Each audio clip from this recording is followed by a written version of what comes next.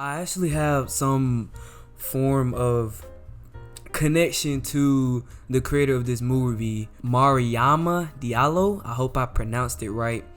I was in a Zoom call with her for class and stuff, and she was just talking about her film or how she made it, and our classmates was giving questions to her about how they should go about getting the influence to make a film, all that stuff, you know what I'm saying? So I have some proximity to it, and from what I could tell, she's pretty cool. I didn't ask any questions because at the time I didn't watch the film, so I made it a thing to just watch the film after I got off of Zoom with her, and I did, and I got some stuff I want to talk about, some stuff I found funny, some stuff I found some stuff I want to theorize about, and all that. Spoilers, of course, because I don't want to ruin whatever you got going on in case you want to watch the movie. I'm not going to cat y'all. I kind of just jumped straight into this video, and I recommend you watch the movie before you watch this because I'm not going to really be going over the plot. You're not going to understand anything unless you watch it. Anyways, let's go. First thing I want to preface is it's weird. Why is Jasmine not considered the main character? Because in my opinion, the way the movie was going, I thought that Jasmine was the main character. Because, well, honestly, Gail is the first person we see. But I just thought that Jasmine would be it, bro. Because I feel like we spend so much time with her. We get so much from her. And based off her experiences, I feel like, okay, one thing I want to talk about, because I can't really get too much deeper without saying this. It's like all the black characters are essentially the main characters, pretty much. You got Jasmine, Gail, and then you got Liv. And they all kind of experience some form of hauntings, some form of inconsistent behavior, some form of awkwardness, like they all do. And it's weird. Like, how come Jasmine, with the way the story is treating her, right? How come Jasmine decides to report the black teacher, but not the librarian? Cause the librarian was on some stupid joints. Like, for real. I feel like Jasmine would be more inclined to report the lunch lady than she would with anybody who expresses any form of discrimination towards her. So that's kind of weird that they would do that anyway. To continue on with what I was talking about earlier, they all experience some weird form of discrimination. You got Jasmine, of course, who honestly gets it the worst. I can't cap, because she's technically being haunted. We'll talk about that later on. And she experiences discrimination not only from white people, but from black people too, like the lunch lady. I don't think Liv was necessarily meaning to be somewhat discriminatory, but she kind of was. I can't cap. Her getting into the school means that she comes from an environment where she can handle any form of, and even if she didn't, right, if she was able to get into the school in the first place, she should be fine. That's not something you're supposed to say to anybody. And then you got Gail, who honestly, she also kind of experiences the same thing, but not as much to the same extent as Jasmine, like where it's direct. Like, Jasmine literally went to a party and these dudes was in here saying the N-word, and that made me so uncomfortable. And then the things that they say too, like for Gail, it was, I think, at the inauguration for her being the master of the dorms and stuff. We'll talk about the master term later. There's this white dude that was like, well, I didn't sleep at all the first night, if that counts. It's amazing, Gil. First black master. You'll be president next. Should we call her Barack? Oh. and that just made me so uncomfortable, because you're throwing salt into a wound that honestly will never heal. That's not something you're supposed to say. You just say congratulations on getting a position. Your race doesn't matter. Your race shouldn't matter once you become master. But it's just that it's like their perception is so warped that they can't even perceive things as being uncomfortable. It's two different playing fields for the white characters and the black people. It's almost like they stay in a different universe. And then you go to Liv, and Liv, I feel like, is honestly, besides Gail at the end, is the only character that points that out.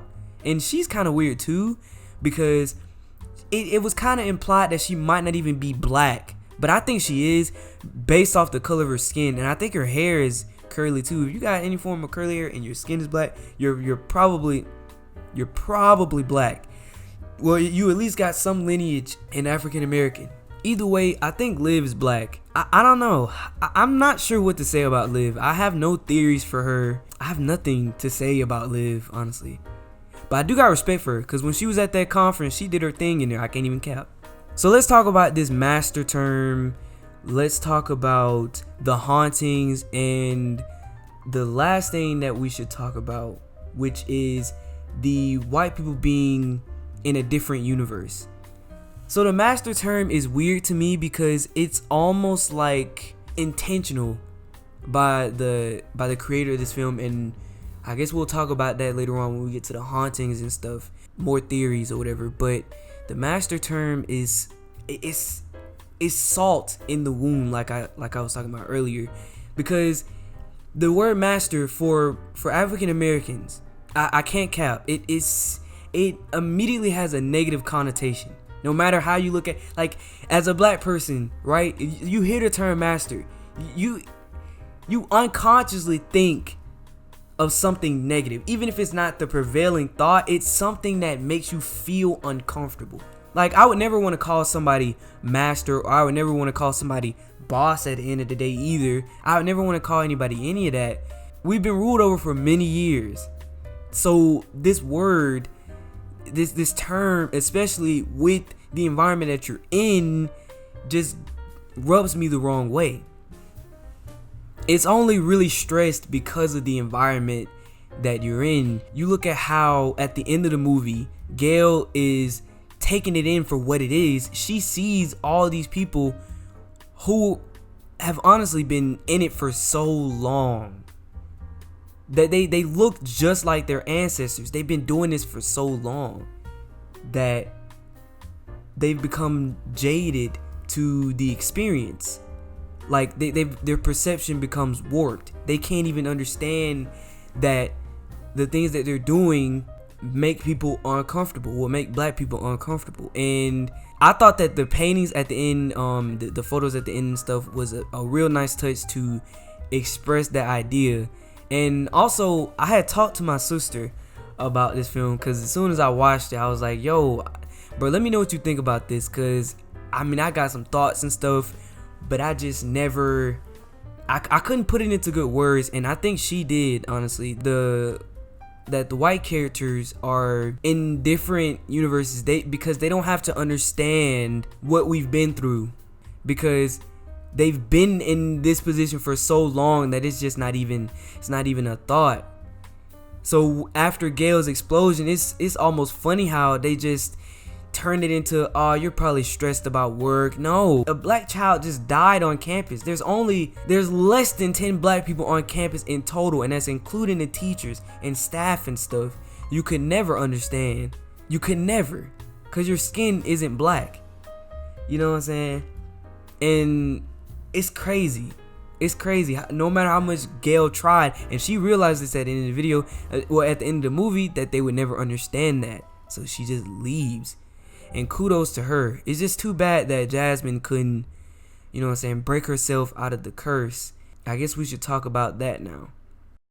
Jasmine experiences hauntings. So does Gail. I'm not sure if Liv does. Because, well, actually, I don't think she does at all. Really. I think she did at the beginning of the movie. She might have implied it.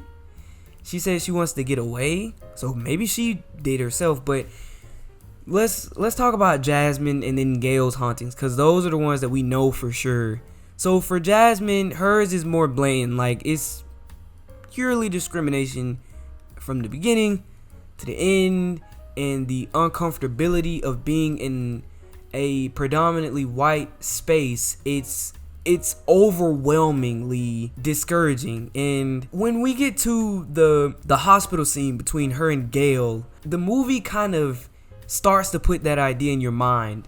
This idea in your mind. I'll talk about that in a second. But it's funny because Jasmine seems to be haunted by something that's physical, like something that's actually manifesting or whatever, right? And then once you get to the hospital scene, then the movie starts putting it into your mind that, hey, the monster is more so a metaphor for existing pressure that comes with being in a predominantly white area, things that only affect black people or people of minority in this environment. And for me, it's interesting because I was already perceiving that, hey, this monster might not even be an actual monster. It might just be a manifestation of discrimination. And I feel like I got that from literally the first part of the film when Jasmine is moving in, and the RA, because that's basically what I think that girl was. She said, We got a live one. Barely, after that flight. Last name, first name? More. Jasmine. what is that supposed to mean? Like, what? I immediately got the idea that this is probably not even really a horror movie. This might not even be a physical manifestation of a monster. This might just be something to get you to think about things that people might experience on these college campuses, and it's predominantly white and you're a minority. You know what I'm saying? And I think Mariama talked about this in the Zoom, actually. I think she did. And she said that she based the movie off of some of her experiences that she went through when she was going through college, and she didn't go to a HBCU. So I think I'm kind of right on the head with that one. I think the thing that solidified it for me, that told me honestly this really isn't a horror movie, you know what I'm saying, was when you could see the monster in the hallway doing the bust down, the freaking bust down Rolly, and the guy in the hallway. She was going crazy when Jasmine was in the hospital. That was like, nah, this is too funny. That was funny. And I was like, nah, she's a manifest. Nah, she's gotta be, and she's gotta be like some form of representation of something. And honestly, you could look at it both ways. From the hospital scene, it looked like Jasmine was talking about the actual hauntings, and Gail was just talking about the things that come with the society, the metaphorical sense of the monster. You know what I'm saying? Felt like they were talking about two different things when I first watched it. And then I was like, it almost represents two different standpoints. Jasmine is the one that's actually experiencing it the worst, and then Gail, who's on the outside looking in, still facing somewhat the same issues, but she can't understand Jasmine because she's not experiencing it in the most direct way, even though she technically is. But Gail can pinpoint it out for what it is, and Jasmine couldn't. She probably never experienced something like that. So it's two different standpoints. You could be more physical, like it's an actual monster, or you can be more metaphorical. I think it's metaphorical. Honestly, y'all let me know what y'all think about the monster in the comment section below. And we should talk about the last thing, which is Gail's hauntings.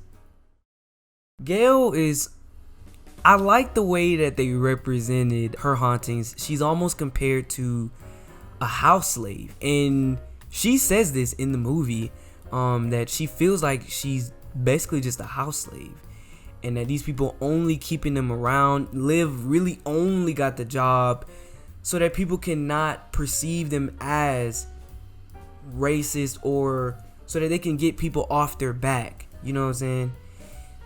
And it's weird because one thing I find interesting is if kids are dying almost every year, freshmen or whatever, or black people consistently, how is this not on the news? But of course, it's not on the news because black kids keep dying, not anybody else, not any other race. But Gail is essentially compared to a house slave, and she talks about that in the film, and I thought that was a clever way to express her hauntings, because she has a sense of power compared to the rest of the black people on campus, but not really, you know, because she could still lose her job if she doesn't really comply with what they want her to do. And we kind of see this at the beginning when the white woman almost, I'm not sure what her name is or whatever, she almost threatens her to agree with what she was saying because she could lose her job. You know what I'm saying? And I thought that was kind of a funky situation. Gail got it tough, but I don't know if she got it as tough as Jasmine. All in all, I think the film was honestly alright. I can't even lie. It wasn't necessarily scary, but I don't think that was what she was going for. And that's okay. It doesn't have to necessarily be scary or whatever. I know for some people that's probably like a kicker or whatever. Like, what? You said this is horror? This isn't horror. This is... No. I'm okay with that, honestly. I'm fine with that. Feel like you can compare this to Peele's work, like Get Out or Us. That's what it feels like. It feels like that. It's not necessarily horror, but it has some thriller in it, and you know, and it teaches something, or it expresses an idea that gets you to think, and it got me to think. Let me know y'all theories down below in the comment section about anything y'all want to talk about. I don't know. I think I honestly had to listen to this freaking movie over and over so I could try and get some form of idea and try and put my ideas together. I think that's pretty much it. So I apologize if it came off a little weird or a little jumbled. That's my apologies. I'm trying to make sure that my thoughts are more formulaic so I can express them easier, because I don't really write any of my talking videos because it doesn't come off as genuine. I want my videos to be genuine, and if they have flaws in them, that's perfectly fine. That's what the conversation aspect of my videos are for, so we can talk about it. Anyways, I'll catch y'all in the next video. I know this is a different style. I'm sorry, but yeah.